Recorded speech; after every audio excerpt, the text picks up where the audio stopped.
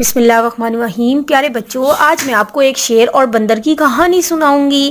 ایک جنگل میں شیر باقی جانوروں کو بہت تنگ کرتا تھا۔ ایک دن بندر کا بچہ اکیلا جا رہا تھا کہ شیر نے دیکھ لیا۔ اب کیا تھا کہ شیر نے سوچا کہ کوئی نہیں دیکھ رہا تو میں اس بندر کے بچے کو کھا جاتا ہوں، بڑا مزہ آئے گا۔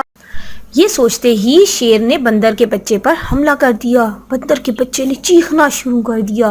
قریب ہی ایک ہاتھی تھا، اس نے بندر کے بچے کی آواز سنی تو سوچنے لگا کہ بندر کسی مشکل میں نہ ہو۔ یہ سوچ آتے ہی ہاتھی بندر کی طرف دوڑ پڑا۔ جیسے ہی ہاتھی وہاں پہنچا تو کیا دیکھتا ہے کہ ایک شیر نے بندر کے بچے کو پکڑ رکھا ہے۔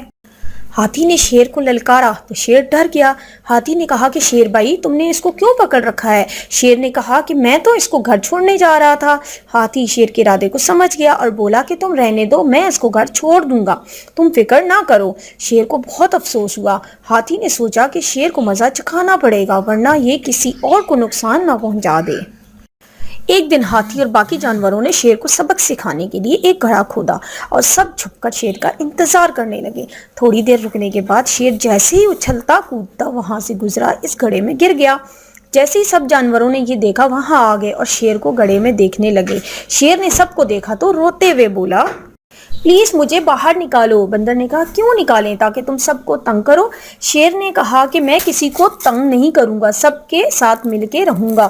میں سب سے معافی مانگتا ہوں اور وعدہ کرتا ہوں۔ جب سب نے دیکھا کہ شیر کو اپنی غلطی کا احساس ہو گیا ہے تو انہوں نے شیر کو باہر نکال دیا۔ شیر نے ان کا شکریہ ادا کیا اور سب جانور ہنسی خوشی رہنے لگے۔